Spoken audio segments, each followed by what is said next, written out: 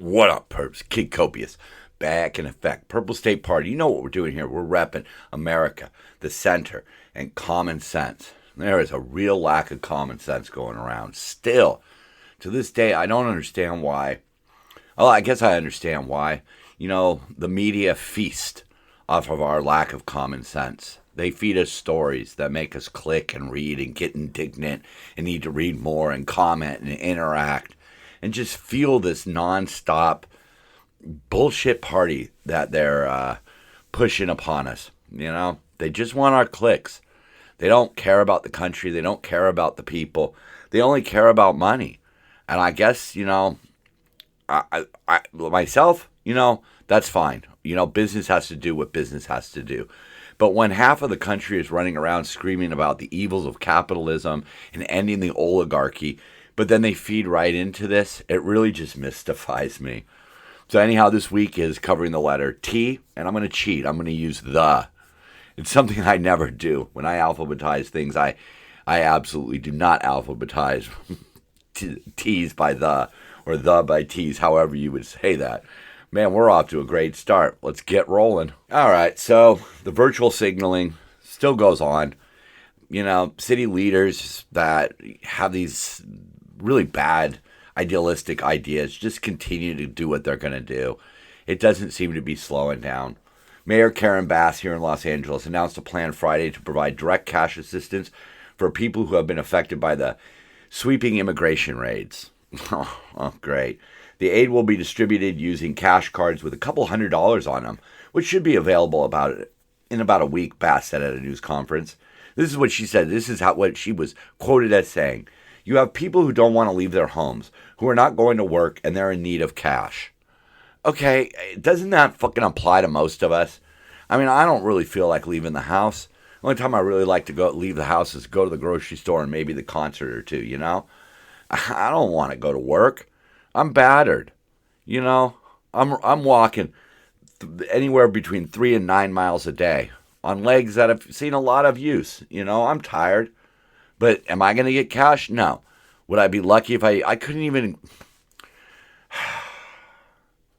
Once again, it's just virtual signaling, And they don't even set any qualifications what's going to be needed to receive these cards. I mean, this is LA City and the county just allowing, people to come and scam. And of course the mayor emphasized that the money will not come from city coffers, but from philanthropic partners. Great. So you're going to get a bunch of rich people to donate money to help people who don't want to go to work. I understand it. I'm not, just to go off on a little bit of a tangent here. I'm not a fan of how these raids are being conducted, but I also see it as blowback. We'll get into that in a second, but if the state or the city is not going to participate in rounding up people who have entered this country illegally, then what's left for the federal government to do? Remember, it's not California's border. If these people were streaming in from Nevada, that would be California's problem because that's a state border. But they're streaming in across federal borders, which are protected by the federal government. And we let too many people in. We really have. You don't even have to... we have a lot of people who Biden let in under these suspicious little legal amnesty things, which again were rife with corruption. You had Haitians claiming to be Ukrainians, and they were allowed to come into the country with temporary visas and things like that. And they can go to an employer like around here, right? We have the minimum wage of $20 for restaurant workers, right? Well, what if you're in an area where $20 is not going to attract any sort of talent? So you start paying your workers like $24 an hour. But now you have all these people who are coming in desperate for jobs and they want to send money home. You can pay them the minimum wage now. That's what's going to affect the job market. And these people were let in under really phony reasons. And they need to go. I mean, I'm sorry. If you were a Haitian who snuck into our country by claiming to be a Ukrainian, I think you need to go. And we have to. We have no choice. 10 to 14 million people streamed across in 4 years. But anyhow, going back to what she was saying. So she's not going to give them money out of the city budget. Well, that's pretty simple because they don't have any money in the city budget. They're broke. They can't even afford the things that they're supposed to be responsible for. But the cards are going to be distributed by immigrant right groups such as the Coalition for Humane Immigrant Rights of Los Angeles. That's CHRLA. Those are the same people who are ever increasingly being linked to some of these riots that are going on, some of these attacks that are going on. Just because you are a nonprofit organization doesn't mean that you are A, above the law, or B, that you're even accomplishing your mission or even working towards your mission. It's ridiculous. The city is going to coordinate between philanthropists and organizations distributing the card, according to the mayor's office. Why? I don't understand this at all. Other than you're just trying to be anti-Trump, you're trying to virtual signal how much you care, but you don't care. We see it every day in Los Angeles. The city does not care. They don't care one damn bit about people. They leave them to fester on the sidewalks, and now when they have a chance to, splash some easy money around, that's what they do. That's all that's left for Democrats is, hey, we'll give you cash. We're not a future, not any hope, not any pathway forward. Just, here's a little bit of cash. Vote for me. And then she goes on to compare it to the Angelino cards created by Mayor Eric Garcetti in 2020 to give financial assistance to people struggling during the COVID-19 pandemic. Really? Well, there we were forced to shut down our businesses by the state government, Gavin Newsom in particular. That wasn't a choice.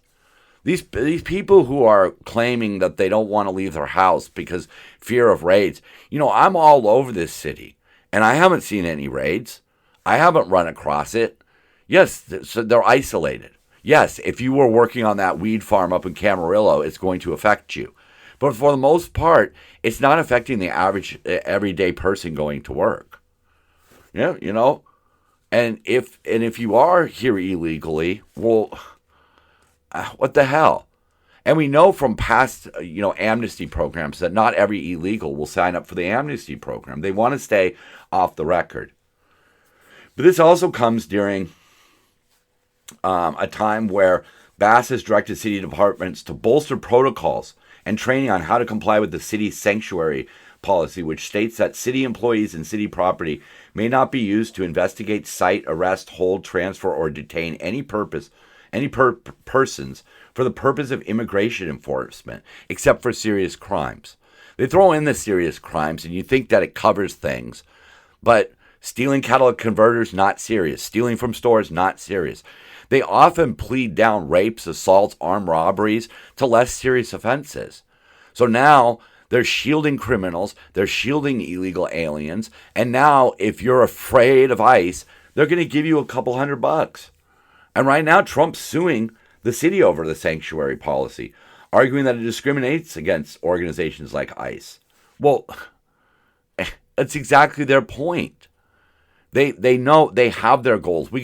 I'm not going to get into all of the reasons why some people on both sides of the fence, want illegal immigration.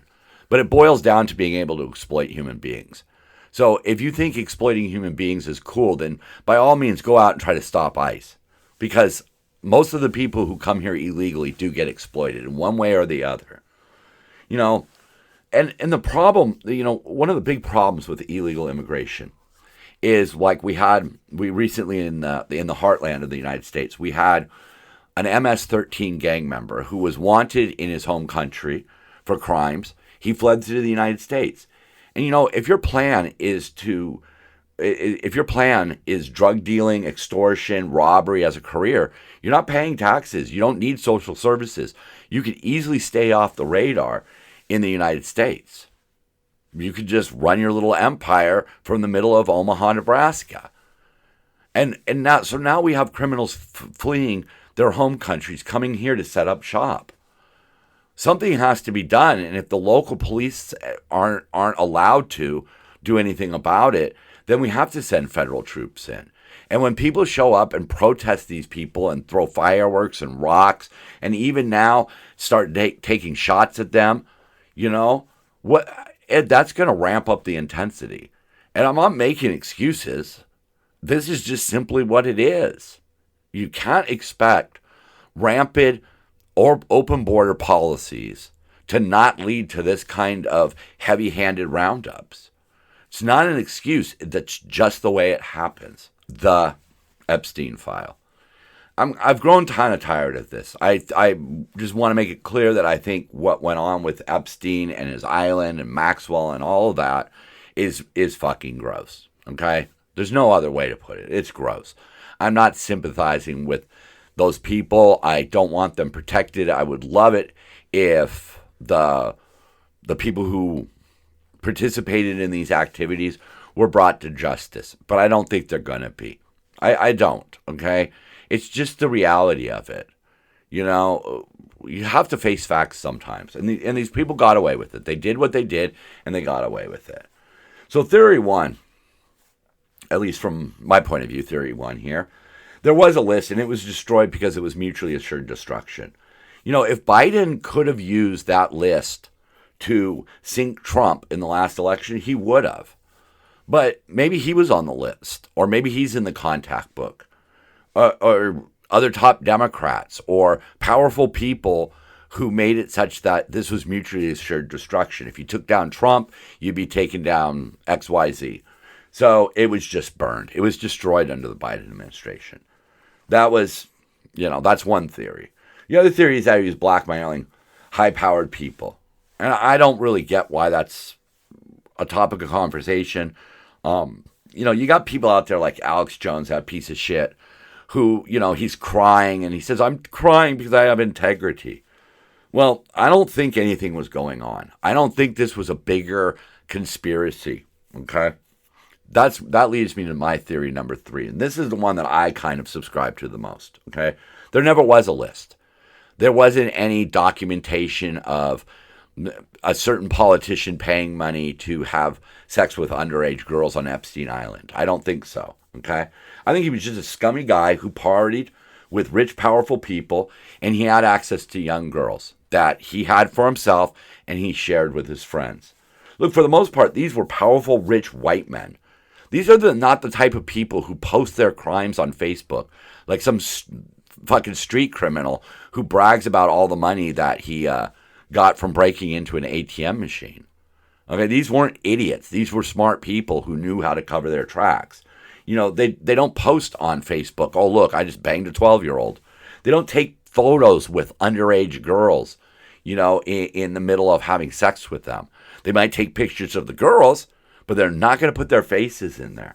They don't leave witnesses. That's not the way smart people go about committing crimes. They just don't. It's a proven fact that the smarter, the more connected, the more money you have, the more you can get away with.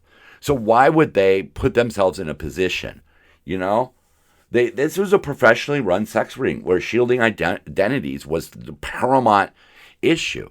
This was Epstein and his pals having these lavish parties, getting underage girls, having sex with them. And as disgusting as it is, they're certainly not going to leave behind breadcrumbs for people to follow. I don't know why Pam Bondi pretended that there was a list. She should have said what it was. It was a file. It was a Rolodex. We know people who associated with Epstein, but just because you associated with Epstein doesn't mean you took part in illegal activities or immoral activities or scummy activities. There's no proof of that. We have to be a society that operates on proof. We have to look at the proof. So, of course, another big part of the Epstein story is that Epstein didn't kill himself. And I was one of those people. I didn't think it. But, as the evidence started to roll in, people like Dan Bongino were talking about having reviewed the tape, and a lot was made out of this 1 minute of missing video.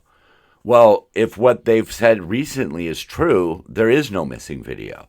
Every single night, there's 1 minute of missing video, while this antiquated system from 1999 reboots itself every night.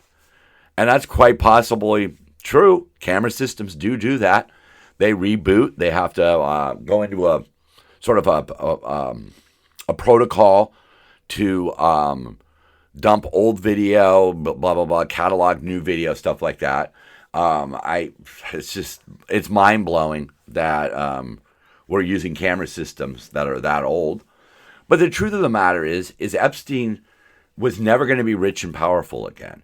He would never be able to dominate little girls. It was over. He had his fun and he checked out. It's a very believable scenario. A lot of people try to say, oh, he wouldn't have killed himself. He was going to fight this. He was going to fight that. The thing about it is that when it comes to Epstein himself, there was lots of evidence. He was the guy who was procuring the girls. And that was something that could be tracked. Look, if he was just bringing in a dozen girls for his friends to have a scummy time with, and they were going to party on his little island, there's not going to be a paper trail linking those people. He certainly wasn't, I don't think he was charging his so-called clients, and I say that in quotes because I don't think they were clients. I think what he wanted to hobnob with the rich and powerful, glean information to make himself more rich. And why would he charge these people? What is he going to do? Charge somebody like $10,000? What's Epstein going to do with $10,000? But once he was caught, and he knew he was caught, he checked out. Maxwell's going to fight it, but she was ancillary to it. Maybe she can get a deal for herself. Maybe she can continue on with life. But Epstein was never going to be able to continue on with life. So to me, it passes the smell test. It smells like a suicide. It smells like there is no list. But, one of the reasons why talk of the list continues is because it's something that gets clicks. And we don't have any news organization out there brave enough to break it down and just explain it like I have, that, hey, there probably wasn't a list. There probably isn't evidence that somebody paid somebody for this, in other words. And if there was, I think it was already destroyed. So I kind of think we have to move on from it. Once Maxwell's trial starts, we'll see what pops up. But, just like mobsters, stretching back in time, they don't leave their fingerprints on the gun. They just don't. They get other people to do their dirty work. And you might be able to connect one or two people, but it's really hard to connect the people at top. And Epstein was the guy at top. The ambush in Texas. 10 people. I guess it was 11. The 11th guy was the one who bought a lot of stuff. So these 10 people go out, and they go to the Prairieland Detention Center in Alvarado, which is about 40 miles southwest of Dallas. They started spray painting cars in the parking lot, shooting off fireworks, trying to lure ICE personnel to come outside where they could shoot and kill them. A police officer was sent to the scene, and he was shot in the neck.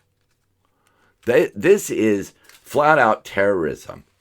And the thing about it is really kind of that makes this even worse is the fact that we know where their political leanings were.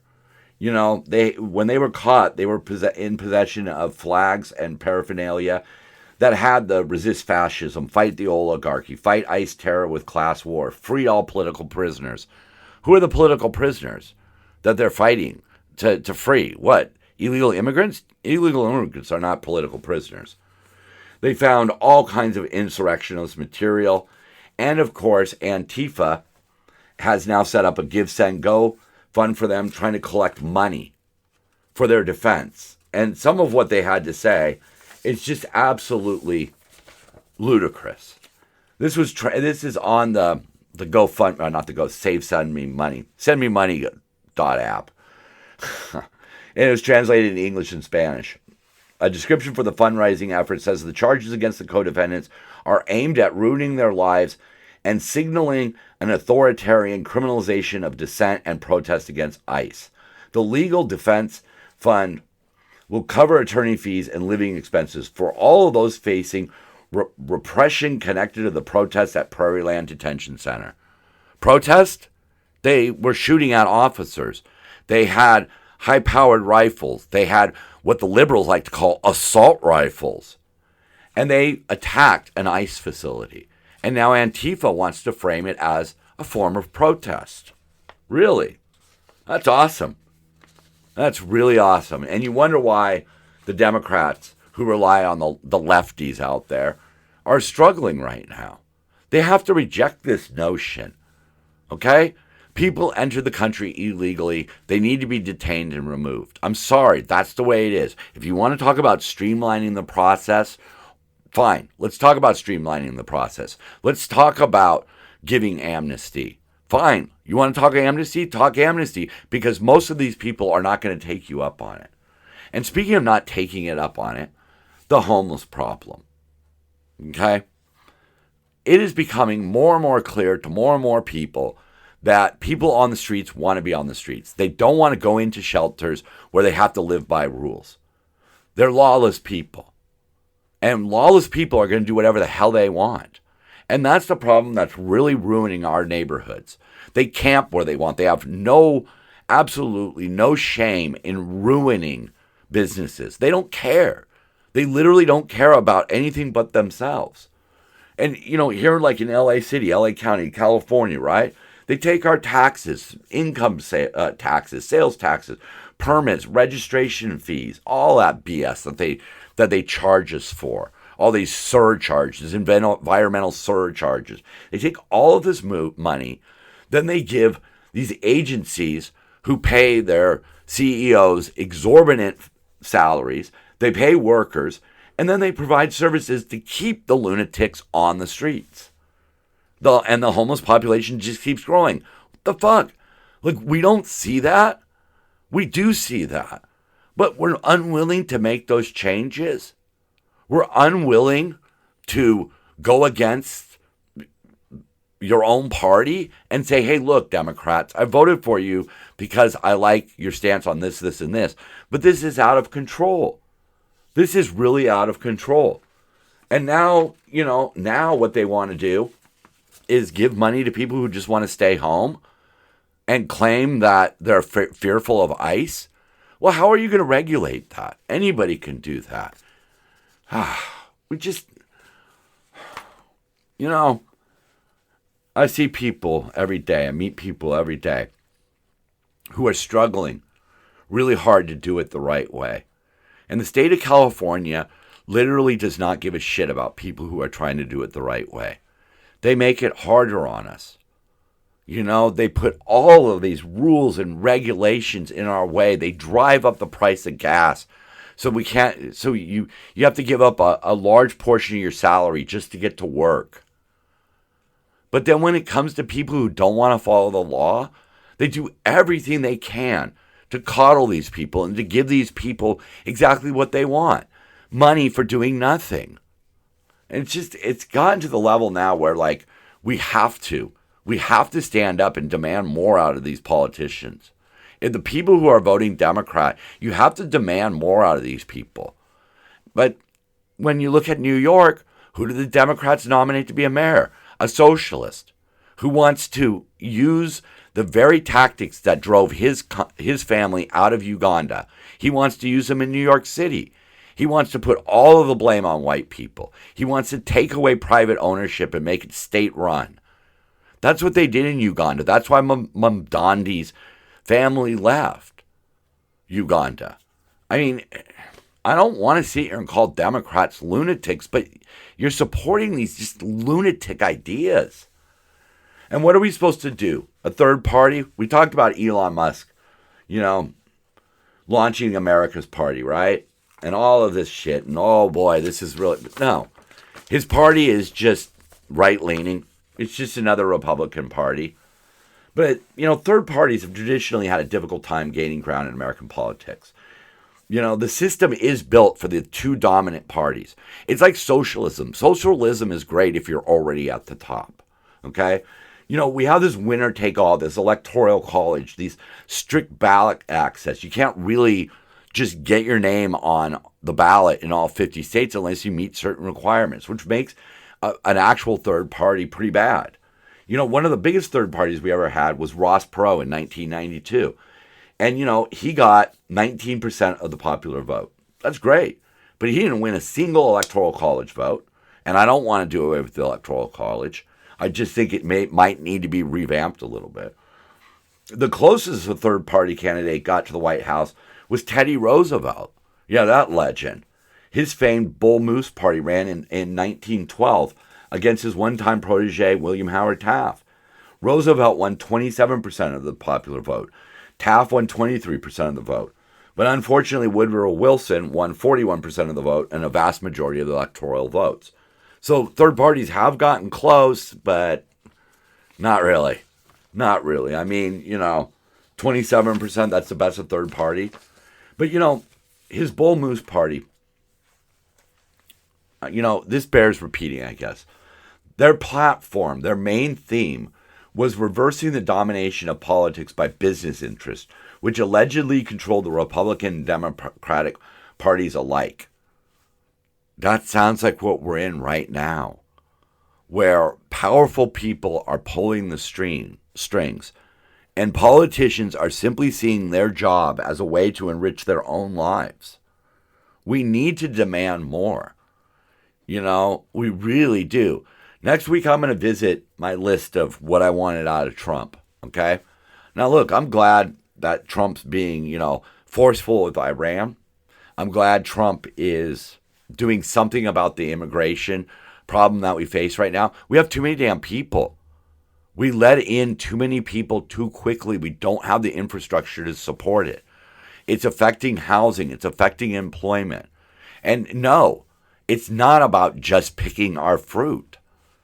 People who came into this country illegally or through some of Biden's little schemes are taking real jobs because they have fake papers. I think they're fake papers. I don't think they went through the process. But it's not anti-immigration that's the problem. The problem is that there are people out there who benefit from this low-cost labor and from these people who need to stay in the shadows, and they abuse them. And those are mostly business interests. And they're controlling both sides of the fence right now. The Bull Moose platform asserted to destroy this invisible government, to dissolve the unholy alliance between corrupt business and corrupt politics, is the first task of the statesmanship of the day.